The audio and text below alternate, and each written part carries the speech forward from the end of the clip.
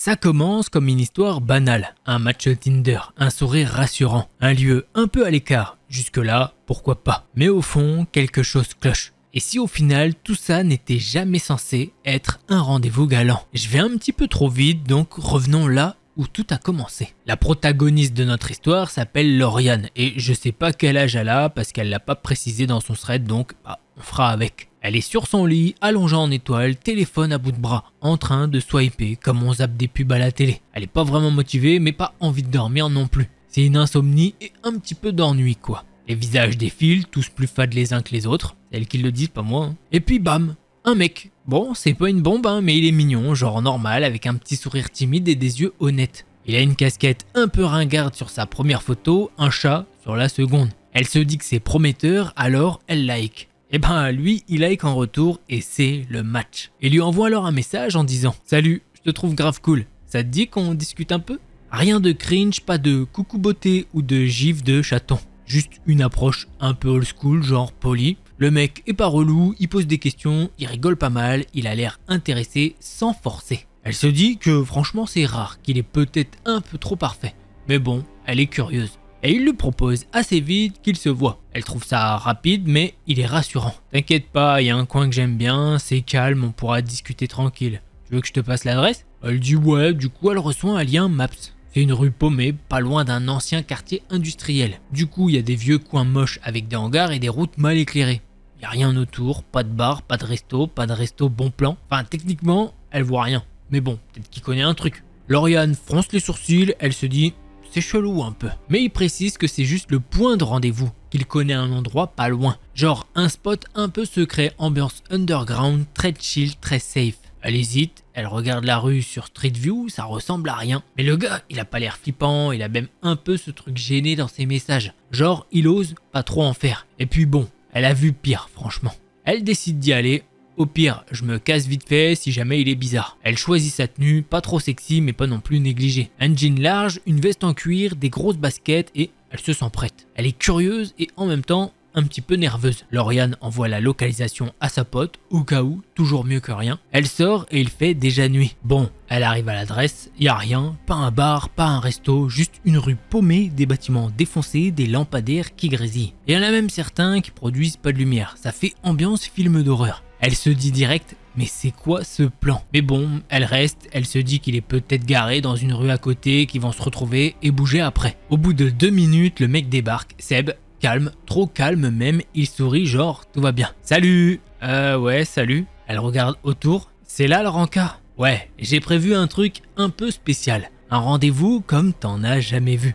Tu me fais confiance? Elle bug un peu, elle rit genre mec c'est chelou mais bon, il a pas l'air flippant. Et puis, elle est curieuse quand même. Vas-y, c'est quoi ton délire? Allez viens, je te montre. Il l'emmène au fond d'une petite rue dégueu. Il y a une vieille grille tordue derrière un bâtiment énorme, vitré, pété et tagué. Wouah, c'est quoi ce truc? Un ancien hôpital abandonné. On peut rentrer par derrière. J'y suis déjà allé, t'inquiète. Elle le regarde, elle se demande si elle doit dire non tout de suite, mais bon, elle se dit que si ça se trouve, ça peut être marrant. C'est peut-être un mec original, c'est pas forcément un taré. Elle souffle. Ok, mais si tu me fous les jetons, je me casse. Ok, on fait comme ça. Il pousse la grille, elle tient à peine, il la pousse un peu et elle claque derrière eux. Devant eux, l'entrée du bâtiment. Une porte entrouverte, des planches partout, des graffitis et une vieille odeur de renfermé. On dirait un truc abandonné depuis des siècles. Elle sort son téléphone pour avoir un peu de lumière. Putain, mais t'es sûr que c'est pas squatté ce truc? Y a jamais eu de souci. Tu vas voir, c'est trop stylé. Elle dit rien, elle le suit, mais dans sa tête, elle commence déjà à se dire « Ok Lauriane, t'as peut-être fait une connerie ». Plus ils entrent là-dedans, plus elle peut voir des couloirs défoncés, des murs tagués de partout, du verre par terre, une odeur de moisi, de rouille, un froid chelou dans l'air. Seb, lui, il avance comme s'il était chez lui. Il lui dit qu'il connaît bien, qu'il est déjà venu plusieurs fois et que c'est son spot préféré. Lauriane reste un peu derrière, elle éclaire avec son téléphone mais la batterie est déjà bien déchargée. Super. T'inquiète, y a rien. Ouais, je suis pas sûr. Au début, elle reste calme, juste un petit peu sur les nerfs, mais bon, normal vu l'ambiance. Mais au bout de quelques minutes, elle entend un truc, un bruit de pas, léger, comme si quelqu'un marchait doucement. Elle s'arrête, elle écoute, plus rien. Elle se dit que c'est peut-être elle-même ou Seb. Elle veut pas faire la parano. Mais bon, ça recommence et cette fois, il y a des rires. Pas des éclats de rire, hein. Des rires étouffés. Genre comme s'il y avait des ados qui se marraient dans leur coin. Puis, il y a des chuchotements, très bas. Trop loin pour qu'elle puisse comprendre ce qu'ils sont en train de dire. Mais assez pour comprendre que c'est pas le vent. Elle se retourne et il y a rien. T'as entendu ça? Seb, il s'arrête et il se retourne.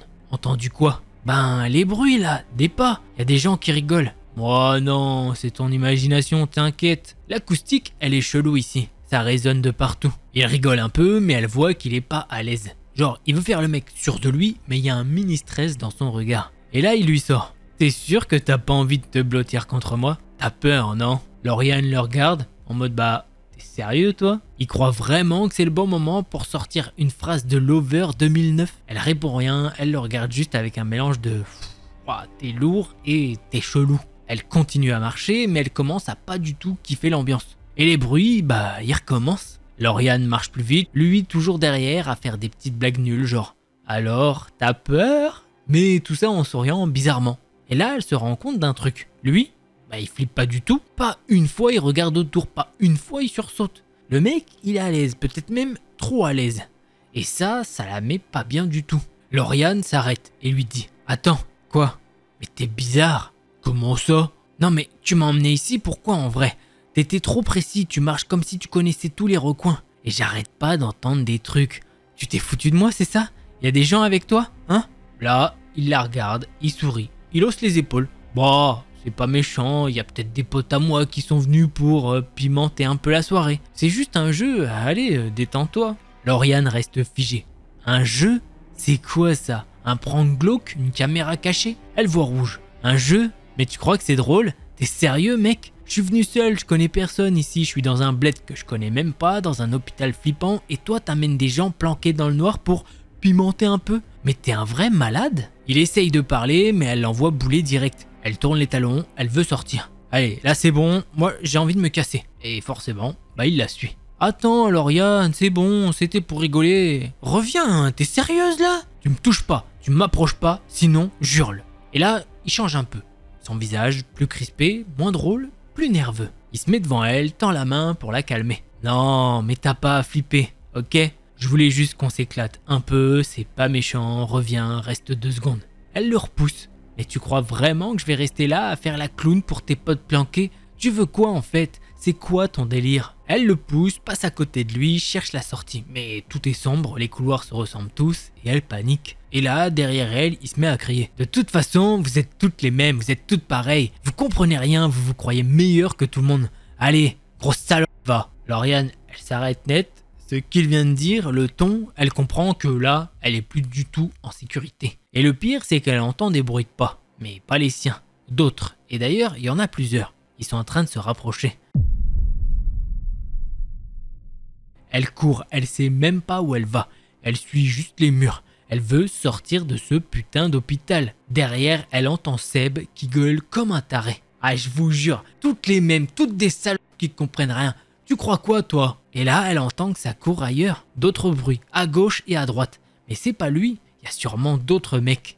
Lauriane capte que c'était pas une blague. C'était pas un petit jeu à la con. Clairement, c'était un traquenard. Elle tourne et elle glisse sur le sol dégueu. Elle se rattrape de justesse et elle finit par tomber sur une porte métallique avec une grosse poignée. Elle la pousse, ça résiste, elle force et la porte s'ouvre un petit peu. Mais là, quelqu'un la referme directement, depuis l'extérieur. Elle a juste eu le temps de voir une silhouette, une capuche noire, grand, immobile. Elle se met à taper sur la porte et hurler. « Eh vas-y, ouvre, lâche la poignée! Allez, s'il vous plaît, ouvrez-moi !» Rien, le mec qui se trouve derrière la porte n'ouvre pas. Puis, il fait demi-tour et se barre. Elle l'entend partir et Lauriane, elle, reste là, paralysée, la main encore sur la poignée. Elle tremble, elle piche pas ce qui se passe. Et là, elle entend encore des pas derrière, plus proches, plus rapides. Elle peut entendre la voix de Seb lui dire « Tu veux fuir? Bah vas-y, cours, on va jouer maintenant. T'aimes les jeux, c'est ça ?» Elle panique et elle repart en courant. Cette fois, sans réfléchir. Plus de logique, elle veut juste courir, sortir, mais elle sait que c'est déjà foutu. Ils ont dû bloquer les sorties, ils ont prévu leur coup. Eux connaissent l'endroit, et elle, pas du tout. Elle pensait avoir tout vu, hein. Mais là, c'est autre chose. C'est plus un date, c'est une putain de chasse. Et clairement, elle est leur proie. Elle entend des bruits de pas rapides et lourds. C'est sûr, ils sont en train de courir. Et si c'était que ça, bon, ce serait déjà flippant. Mais le truc, c'est que ces mecs, ils rient en même temps. Des voix qui résonnent dans les couloirs de l'hôpital. « Lauriane, t'es où, princesse ?» La batterie de son téléphone se décharge à vue d'œil. Elle a moins de 10% de batterie. Pour ne rien arranger, elle tremble comme une feuille, ce qui fait que ça éclaire à peine le sol devant elle. En plus de ça, elle sait que vu le pourcentage de batterie qu'elle a, il va plus tenir longtemps. Alors elle trouve une pièce, une ancienne chambre peut-être. Il y a encore un vieux lit métallique rouillé, des carreaux cassés au sol. Elle s'y faufile, se colle contre un mur, tente de pas respirer trop fort. Elle entend des mecs passer dans le couloir, juste à côté. Ils traînent quelque chose sur le sol, un objet métallique. Ça fait un bruit strident, insupportable.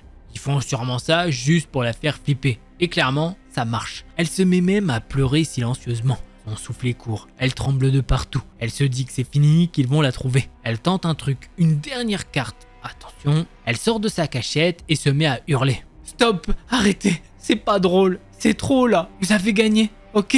Arrêtez, j'ai peur. Bon, après ça, c'est le silence total. Puis, il y a un rire grave, forcé, comme si ça les faisait marrer qu'elle panique. Mais t'as dit que t'aimais ça, les trucs un peu underground, non? On t'offre une expérience unique, meuf. Il y a une autre voix qu'elle ne connaît pas qui rajoute. Te plains pas, t'es la star du soir. Elle se met à reculer, se remet à courir, elle passe devant une salle avec une vieille baignoire toute rouillée et il y a carrément quelqu'un qui est planqué dedans. Elle capte trop tard, le mec bondit, tente de l'attraper. Elle hurle et lui échappe de justesse. Elle court à l'aveugle maintenant et la lumière de son téléphone c'est du grand nawak étant donné qu'elle court à fond. Elle entend l'un des gars dire « T'es dans notre monde, Lauriane. Ici, c'est nous qui décidons quand ça s'arrête. » Elle se cache un petit peu et se demande où est la sortie. Elle regarde son téléphone et il lui reste 1% de batterie. C'est sûr que dans quelques secondes, voire minutes, il sera à sec. Elle décide de profiter du peu de temps de lumière qui lui reste et avance dans l'un des couloirs. Au bout d'un moment, son téléphone s'arrête et c'est le noir complet,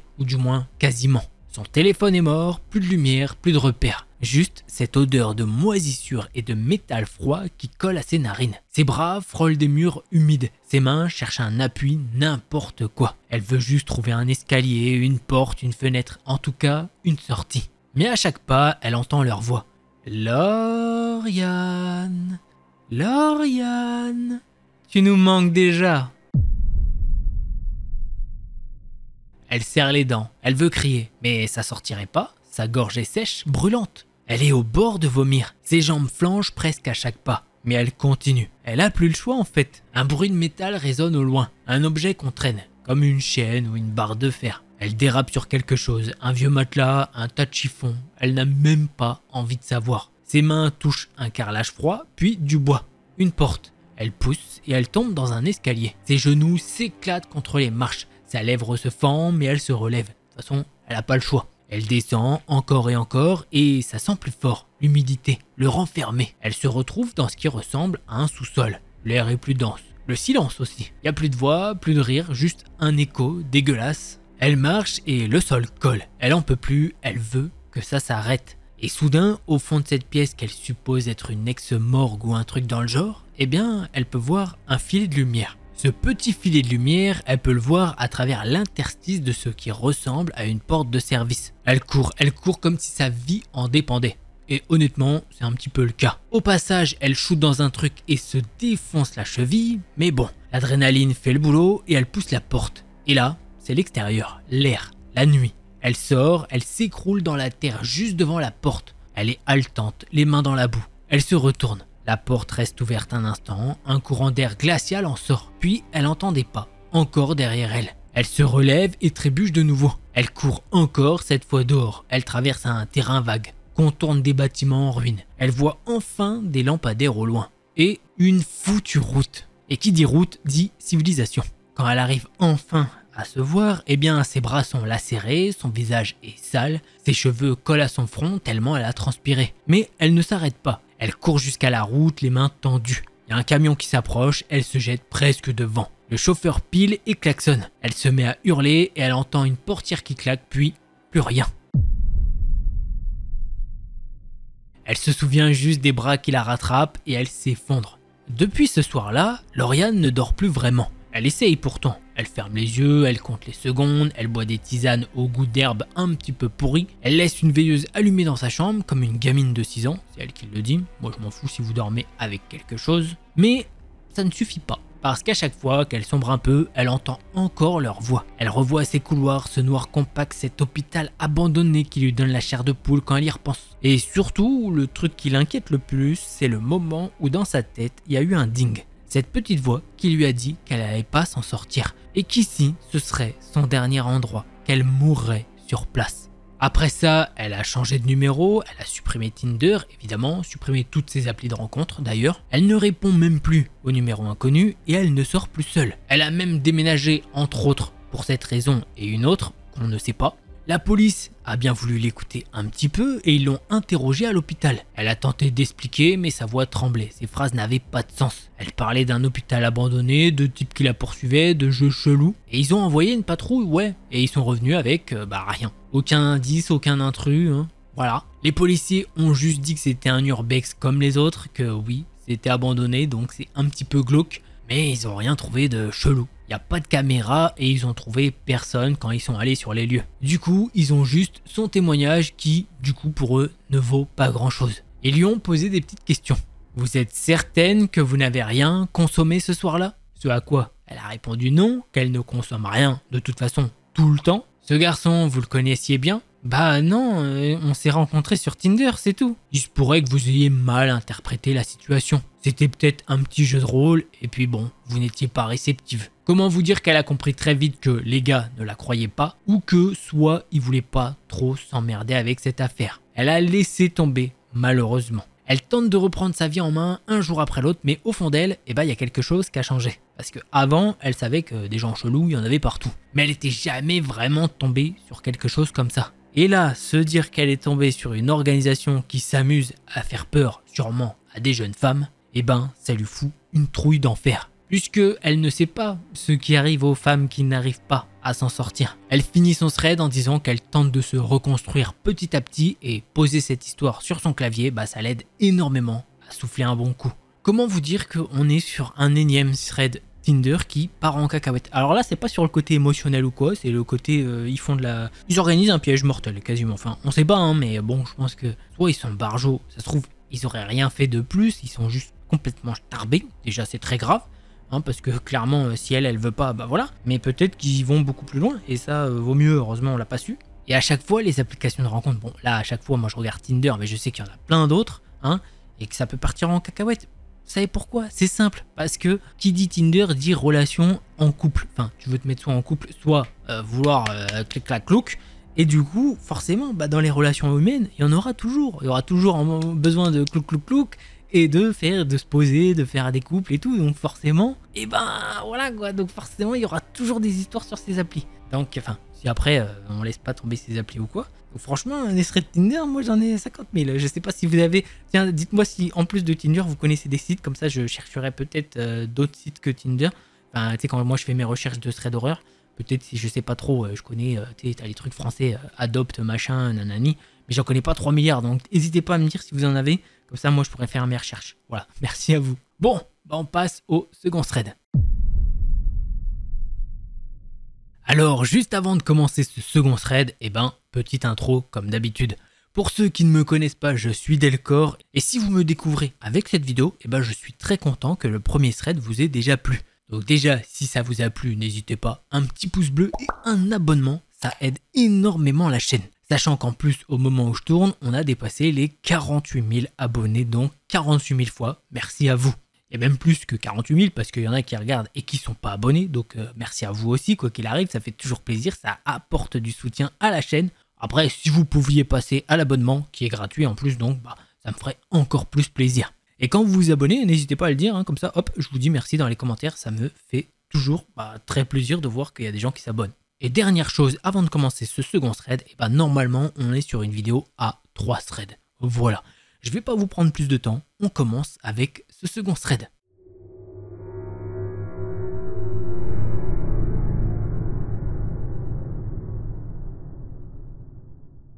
Pour ce thread, ça commence comme un petit week-end tranquille.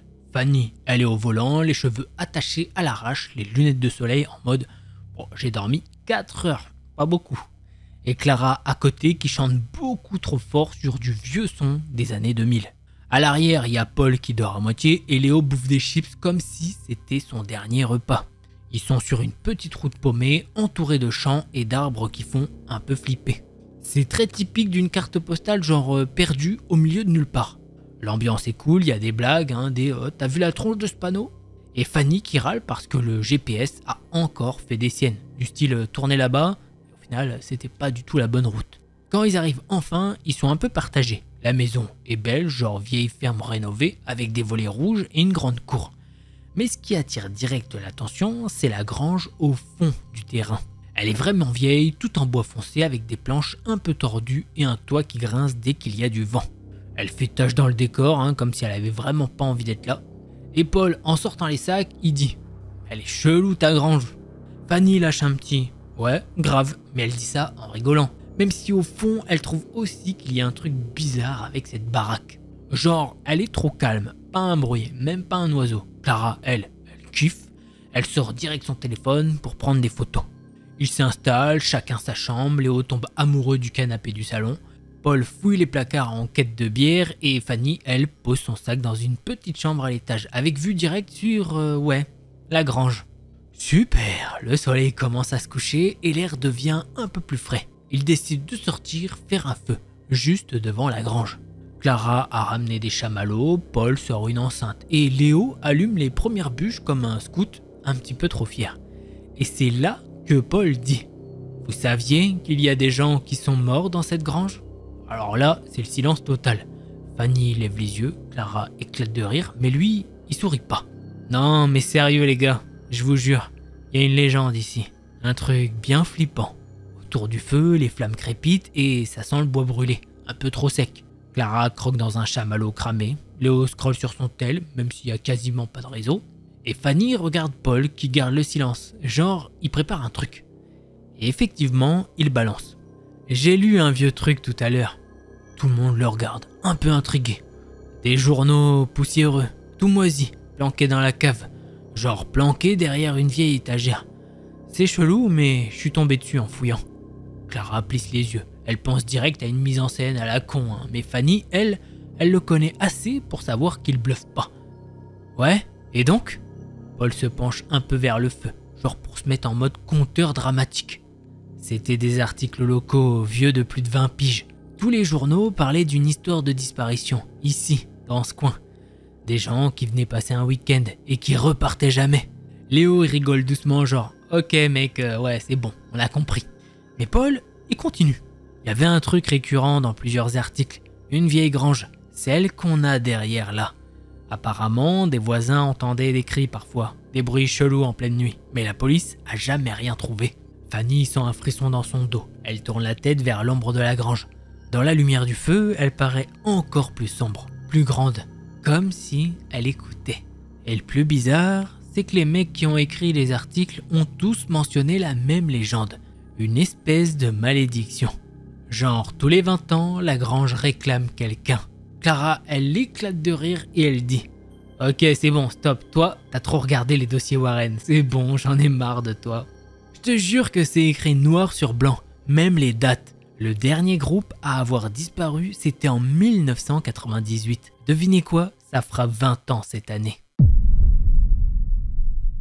Fanny regarde autour d'elle. La forêt est calme, trop calme. Même les grillons, ils se sont calmés. Le feu crépite un peu plus fort, comme pour casser le malaise. « Et tu crois à ces conneries, toi ?» demande Léo, un petit peu plus sérieux.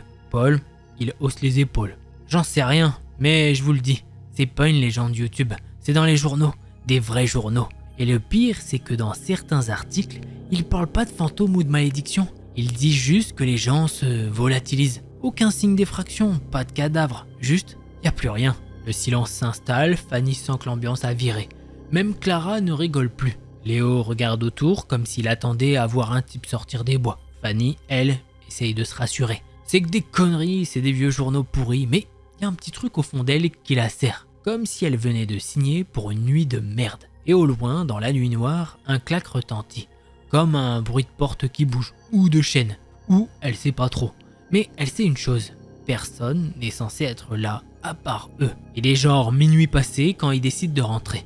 Le feu crépite encore un peu, mais ils le laissent mourir. Personne dit vraiment pourquoi, mais ils ont tous la même sensation. Ça caille un peu trop.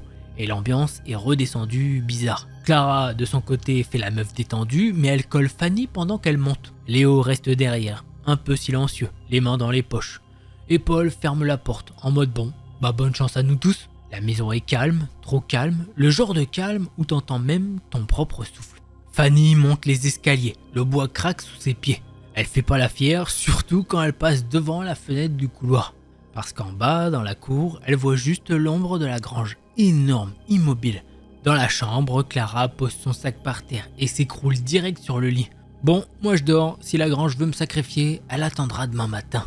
Fanny rigole, mais pas très fort. Elle ferme la porte, tire les rideaux et s'enferme à double tour, juste au cas où. Vers 2h du matin, Fanny dort à moitié, quand un bruit la réveille. Clac. Un truc sec, métallique, pas fort mais assez pour la sortir du sommeil. Elle reste allongée, les yeux ouverts dans le noir, à essayer de capter si elle a rêvé ou pas. Puis il y a un bruit, plus léger cette fois, c'est un grattement. Genre un ongle sur du bois, ou une bestiole, ou quelque chose en tout cas. Clara ?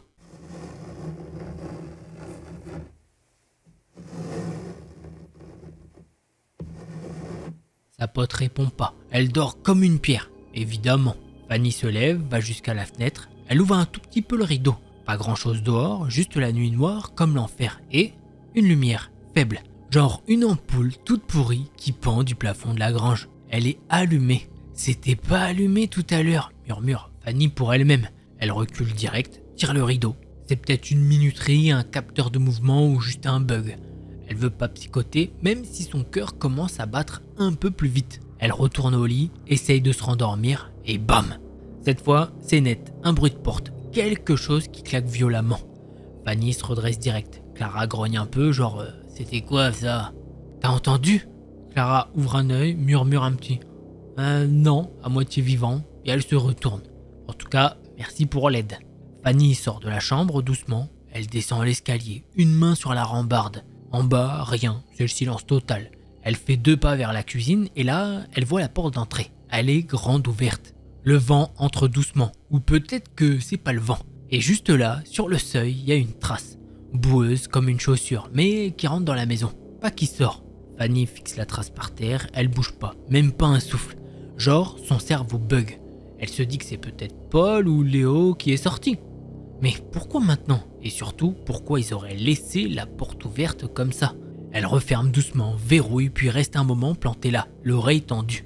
Y a rien, même les bruits d'insectes dehors, on dirait qu'ils ont disparu. Elle remonte sans bruit en essayant de pas faire craquer l'escalier. Et là, sur le palier, elle tombe sur Paul. T'as entendu aussi? Elle sursaute, il a la tête dans le cirage et les cheveux en vrac. Il est en t-shirt. Il y avait un bruit, fort, genre une porte ou un truc qui est tombé. Je pensais que c'était vous. Non, c'était pas nous. En plus, j'ai trouvé la porte ouverte. Paul plisse les yeux, l'air de pas trop piger. Ouverte? Ouais, ouverte. Et en plus, il y avait une trace de chaussure.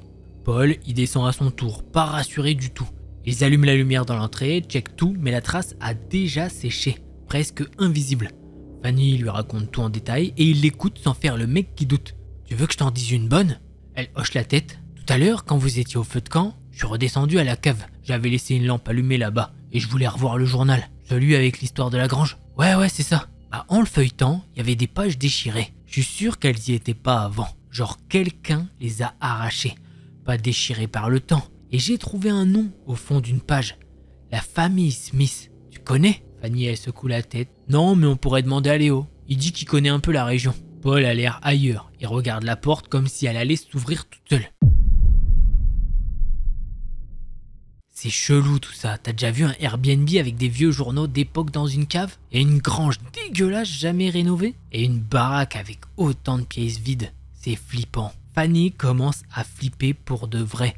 Parce que maintenant qu'il le dit, c'est vrai, tout semble avoir été gardé. Comme avant. Comme si ça devait pas bouger. Ils remontent ensemble. Fanny réveille Clara qui râle et Léo qui dort avec des écouteurs dans les oreilles, pisse totale. Elle raconte tout. Les bruits, la porte, la trace et le journal. Léo fronce les sourcils. Attends, Smith? Ça me dit un truc. Je crois qu'il y avait une histoire d'une famille du coin qui a disparu. Genre il y a super longtemps. On disait qu'ils vivaient isolés et que la ferme où ils étaient a jamais été vendue. Clara, maintenant bien réveillée, les regarde tous. Vous êtes sérieux là? On est dans un putain de film d'horreur ou quoi? Un silence qui s'installe et puis d'un coup, un gling, un bruit net, métallique, comme une chaîne qu'on traîne sur le sol, juste en dessous d'eux, dans la cave. Fanny, Paul, Clara et Léo se fichent tous. Et cette fois, il n'y a pas de doute, ils l'ont tous entendu. Pendant une seconde, personne ne bouge, genre vraiment, même pas un souffle. Ils se regardent tous, les yeux écarquillés. Le bruit est venu d'en bas et c'est sûr. C'était quoi ça? C'était une chaîne, je crois, répond Léo qui, pour une fois, ne rigole pas du tout. Ils descendent tous les escaliers pour se retrouver devant la porte de la cave. Paul s'approche de la porte et il pose l'oreille dessus. Fanny a envie de lui dire d'arrêter, mais sa gorge est trop serrée. Puis soudain, clac, une sorte de petit coup sec, comme si quelque chose venait de tomber ou de s'ouvrir. C'est quoi ce délire, souffle Paul. Il ouvre la porte doucement, l'escalier est plongé dans le noir. Il sent un souffle d'air frais remonter, avec une odeur bizarre. Un truc entre l'humidité et un truc plus chelou, un peu métallique. Bon, on descend? Il demande ça en voulant faire le courageux, mais ses mains tremblent. Fanny prend une grande inspiration. Elle chope son téléphone et allume la lampe torche. Clara reste accrochée à elle. Léo chope un balai, le seul truc défensif qu'il trouve, et Paul descend le premier. Chaque marche grince, l'ambiance est glauque, étouffante. Les murs de pierre suintent un peu et l'ampoule au plafond clignote comme dans un vieux film d'horreur bien pourri. Hé, regardez ça! Au sol se trouvent 4 petites poupées à leur effigie. Les 4 amis sont trop choqués pour faire le moindre mouvement. Fanny décide de poser la question qui la taraude. Lequel de ses amis joue avec eux? C'est sûrement l'un d'entre eux qui a contacté Brian ou Elena pour qu'ils viennent en cachette pour faire du bruit dans la maison et les faire flipper. Mais tout le monde la dévisage et Paul prend la parole et lui dit qu'il n'a contacté personne. Cela va de même pour Clara et Léo. Ils prennent leur poupée entre leurs mains et une substance noire en ressort. Tout le monde pousse un cri car c'est dégueulasse et ça pue également. Mais le pire, c'est qu'ils ont l'impression que cette substance rentre dans leur peau. Elle pique et ça gratte. Tout le monde commence à courir pour remonter et nettoyer ce truc qui colle. Clara crie et pleure que ça ne veut pas s'enlever malgré qu'elle frotte et effectivement, ça ne s'enlève pas. Fanny se murmure à elle-même. Putain, mais c'est quoi ce délire? C'est quoi ce truc qui veut pas s'enlever? Après un certain temps, aucun d'entre eux n'a réussi à enlever ne serait-ce qu'un peu de ce liquide. Alors, ils décident de regarder sur internet, mais rien. Léo, déboussolé, demande s'ils doivent aller à l'hôpital, mais aucun ne répond. Ils ne savent pas, les démangeaisons se sont arrêtées. Il n'y a plus que cette couleur noire sur leurs mains. Et puis l'hôpital aux États-Unis, c'est pas donné, surtout que eux sont étudiants. Donc ils décident de ne pas y aller, enfin, pas tout de suite. Ils verront demain si tout est ok, ils géreront la situation, ils partent dormir. Enfin, ils ne vont pas dormir dans des chambres séparées, ils vont tous dormir dans la même chambre. Ils ont trop la trouille depuis qu'ils savent que quelqu'un a pénétré leur Airbnb. Fanny, avant de dormir, rage et leur dit que demain, elle appellera le proprio pour se faire rembourser. Et si jamais il veut pas, eh ben, elle appellera les flics. Mais même pas une heure après, Fanny se réveille. Elle a la tête qui tourne et tous ses amis tanguent. Elle les réveille et elle peut voir que tout le monde est dans le même état qu'elle. Elle essaye de se lever, mais elle tombe la tête la première par terre. Paul essaye de l'aider à se relever, mais il finit également au sol. Puis ils entendent des bruits. Quelqu'un griffe les murs de la maison. Il y a quelque chose qui coule depuis les murs. Quelque chose de sombre. Cette chose s'approche et elle découvre avec horreur que c'est du sang. Elle recule et commence à crier. Les autres essayent de se lever, mais ils sont dans un état comme le sien. Puis un sifflement se fait entendre dans la maison. Terrifiant. Des bruits de pas se font entendre dans les escaliers. Une odeur putride pénètre les narines de tout le monde. Fanny a plus qu'une envie, c'est de vomir. Elle se bouche le nez et elle peut entendre un bourdonnement s'approcher de leur porte, comme s'ils se faisaient attaquer par des centaines, voire des milliers de mouches. Les pas s'approchent de la porte, puis s'arrêtent. Ils entendent que quelqu'un essaye d'ouvrir la porte, mais n'y arrive pas. Clara a verrouillé la porte pour plus de sécurité. Mais celle-ci essaye d'étouffer un sanglot, et c'est à ce moment-là que l'horreur arrive. Par l'interstice en dessous de la porte, eh bien, des centaines de mouches envahissent la pièce. Puis ils commencent à s'assembler et former quelque chose. Fanny voit flou et elle sue intensément. Elle suppose que ses amis sont dans le même état. Elle comprend alors que cette substance noire en est sûrement la cause.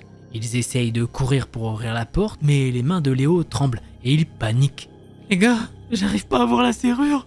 La silhouette est complètement apparue et la pièce est remplie de mouches. Elle n'ose même plus respirer tellement il y en a.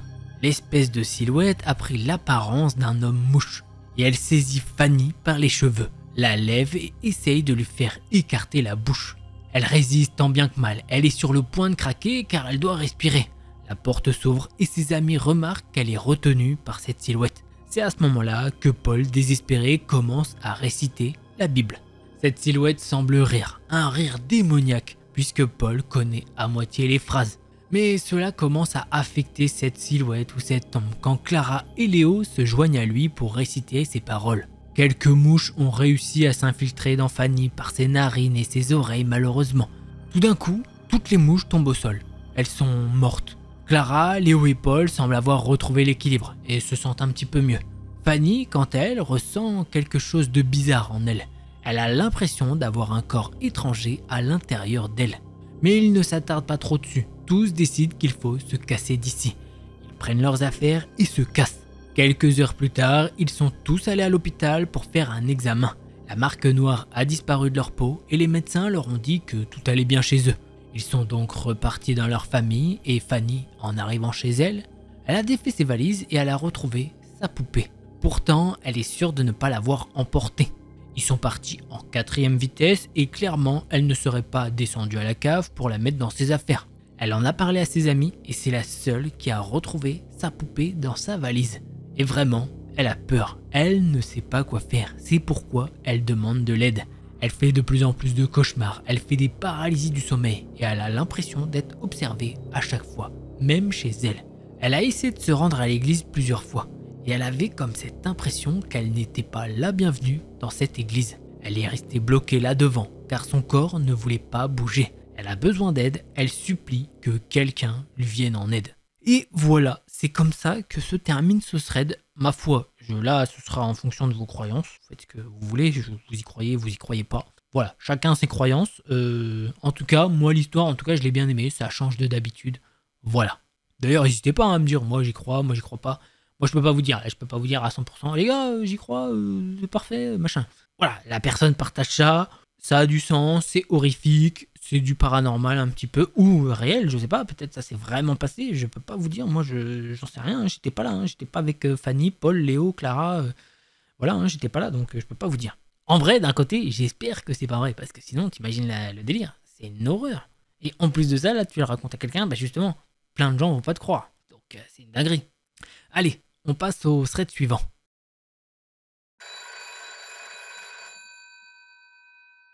L'histoire que je vais vous partager aujourd'hui, c'est celle de Rosa, 24 ans, originaire du Kentucky. Du coup, c'est aux États-Unis au cas où. Rosa, elle est là, chez elle, en train de regarder une série sur Netflix. C'est son jour de repos et elle compte bien en profiter pour se détendre. Sauf que là, son téléphone vibre. Elle regarde l'écran et c'est un numéro inconnu. Elle hésite mais finit par décrocher. Allô? Oui? La voix de l'autre côté est grave, un peu rauque. Salut Rosa, ça fait longtemps que je te regarde. Rosa, elle a un frisson qui lui parcourt le dos. Elle raccroche direct, se dit comme tout le monde le ferait, c'est quoi ce bordel? Elle essaye de se convaincre que c'est juste un prank, un appel de merde comme il y en a plein. Sauf que 5 minutes plus tard, son téléphone vibre à nouveau. C'est toujours un numéro inconnu, elle ignore l'appel, mais cette fois, elle reçoit un message. Pourquoi tu raccroches? Je veux juste te parler. Rosa, elle commence à flipper, elle bloque le numéro, mais ça l'empêche pas de se sentir mal à l'aise. Elle essaye de se concentrer sur sa série, mais elle n'y arrive pas. Elle se dit que c'est peut-être un ex ou un mec qu'elle a croisé dans un bar, mais elle n'arrive pas à mettre un visage sur cette voix. Le lendemain, elle va au boulot, comme d'habitude. Elle travaille dans un petit café en centre-ville. Et elle adore son job en vrai. Sauf que là, en arrivant, elle voit une enveloppe posée sur le comptoir, avec son nom écrit dessus. Elle l'ouvre et c'est une photo d'elle, prise hier soir, chez elle, à travers sa fenêtre. Elle est là, sur son canapé, en train de regarder Netflix et quelqu'un l'a prise en photo sans qu'elle le sache. Rosa, elle est en mode panique totale. Elle montre la photo à sa collègue Sarah qui lui dit direct « Faut appeler la police là, c'est grave ». Rosa, elle hésite, elle se dit que c'est peut-être un coup de quelqu'un qu'elle connaît. Mais elle sait pas qui. Elle décide de ne pas appeler la police tout de suite, mais elle commence à faire gaffe à tout. Le soir, en rentrant chez elle, elle vérifie toutes les serrures, ferme les rideaux et elle essaye de se calmer. Sauf que là, son téléphone vibre à nouveau. C'est de nouveau un numéro inconnu. Elle décide de répondre cette fois pour essayer de comprendre. « Allô ? Qu'est-ce que tu me veux ?» La voix de l'autre côté est toujours aussi calme, presque trop calme. Je t'ai dit, Rosa, je veux juste te parler. T'es si belle, tu sais. J'adore te regarder. Rosa, elle sent la nausée monter. Écoute, je sais pas qui tu es, mais si tu continues, je vais devoir appeler la police. Le mec rigole. Tu crois que la police peut m'arrêter? Je suis partout, Rosa. Je te vois tout le temps.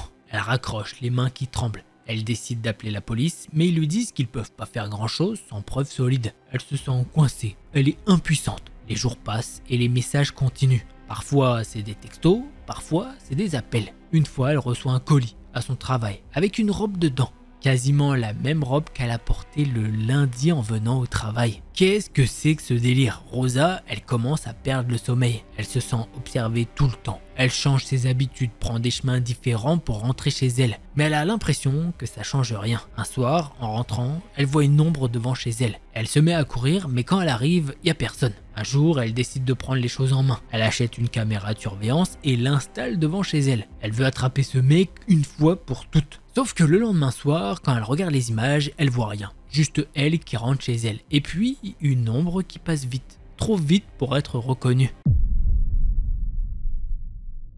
Et puis un soir, ça dégénère. Elle est chez elle, en train de cuisiner. Normal quand elle entend un bruit à la porte. Elle regarde par l'œilleton, mais il n'y a personne. Elle ouvre la porte, juste un peu pour vérifier, et là, elle voit une main qui se glisse dans l'entrebâillement. Elle pousse la porte de toutes ses forces, mais la main est toujours là, et elle entend la voix. Cette voix qui la hante depuis des semaines. « Rosa, laisse-moi rentrer, je veux juste te parler. » Elle hurle, pousse la porte encore plus fort, et l'homme derrière la porte crie de douleur. Elle arrive enfin à fermer la porte. Elle verrouille tout, appelle la police, mais quand ils arrivent, il n'y a plus personne. Rosa, elle est là chez elle, le cœur encore en vrac après l'incident de la porte. Elle a verrouillé tout, mis la chaîne de sécurité et même poussé une chaise contre la poignée pour être sûre. Mais elle sait que ça suffira pas. Ce mec apparemment, il a l'air déterminé et elle a l'impression qu'il va jamais lâcher l'affaire. Le lendemain matin, elle sort de chez elle, encore sous le choc, et là, elle voit sa voiture. Enfin, ce qu'il en reste, puisque sur le capot, il y a des lettres gravées. Comme si quelqu'un avait utilisé un couteau ou un truc pointu. Sur le capot, c'est écrit « I see you », en mode « je te vois ». Rosa, elle a la nausée, elle touche les lettres, comme pour vérifier que c'est bien réel. Et elle se dit qu'elle peut plus vivre comme ça. Elle appelle la police encore une fois, mais ils lui disent la même chose. Sans preuve solide, ils peuvent pas faire grand chose. Elle se sent abandonnée, seule face à ce cauchemar. Le soir, en rentrant du boulot, elle trouve un paquet devant sa porte. C'est une boîte en carton avec son nom écrit dessus. Elle a trop peur pour l'ouvrir, mais elle sait qu'elle doit le faire. Pourquoi? Me demandez pas. Elle met des gants, ouvre la boîte et là, elle voit un lapin mort, les yeux grands ouverts, comme si on l'avait tué exprès. Rosa, elle hurle, jette la boîte par terre, non pas par manque de respect envers l'animal, mais surtout, c'était une sorte de réflexe. Elle recule jusqu'à ce que son dos touche un mur. Elle se dit que ce mec, il est vraiment malade. Elle prend son téléphone, appelle sa collègue qui vient la chercher direct. Rosa, elle passe la nuit chez elle, mais elle sait qu'elle peut pas rester là pour toujours. Les jours suivants, elle essaye de reprendre le contrôle. Elle achète une bombe au poivre, un taser et commence à suivre des cours d'autodéfense en ligne. Elle sait que ce mec, il va revenir et elle veut être prête. Et puis un soir, ça arrive. Elle rentre chez elle, épuisée après une longue journée de travail. Elle ouvre la porte, entre et là, elle sent une présence derrière elle. Elle se retourne, mais c'est trop tard. Le mec, il est là, dans sa maison. Il porte une capuche, mais elle voit ses yeux. Ils sont brillants d'une lueur démoniaque. « Rosa, enfin, je savais que tu reviendrais. » En même temps, c'est chez elle, donc c'était pas forcément très dur. Elle essaye de crier, mais il lui met la main sur la bouche. Elle se débat, mais il est plus fort qu'elle. Il la pousse contre le mur et elle sent un souffle chaud sur son visage. « T'es si belle, tu sais, j'ai attendu si longtemps pour te toucher. » Rosa, elle panique, mais elle se souvient des cours d'autodéfense. Elle lève son genou directement dans ses parties génitales avec toute la force qu'elle a. Le mec lâche prise, plié en deux, et elle en profite pour lui balancer un coup de poing dans la gorge. Il tombe à genoux, haletant, et elle attrape la bombe au poivre dans son sac. Elle lui en vaporise plein la gueule et il se met à hurler, les mains sur les yeux. Elle prend le taser, lui envoie une décharge et il se met à trembler comme une feuille avant de s'effondrer par terre. Rosa appelle la police, les mains encore tremblantes. Quand ils arrivent, ils trouvent le mec par terre, toujours en train de gémir. Parce que oui, déjà, ils ont été super rapides comme elle le dit. Et en plus de ça, dès qu'il a essayé de se relever, elle a mis autant de coups qu'il fallait pour qu'il soit calmé comme jamais. Ils l'ont arrêté et Rosa, elle peut enfin respirer. Le mec, c'était un gars qu'elle avait croisé une fois dans un café des mois avant. Il l'avait vue, avait décidé qu'elle était la femme de sa vie. Et il avait commencé à la suivre partout. Il avait tout planifié, tout organisé, mais il n'avait pas prévu qu'elle se défendrait. Pour vous dire, elle voit tellement de clients dans sa vie de tous les jours qu'elle ne se souvenait même pas de l'avoir vu un jour. Après ces événements, elle a décidé de changer de numéro au cas où et elle a pris un chien. Bon, elle nous dit que c'est pas un chien de défense, mais de toute façon c'était pas fait pour ça, mais c'est toujours un petit plus.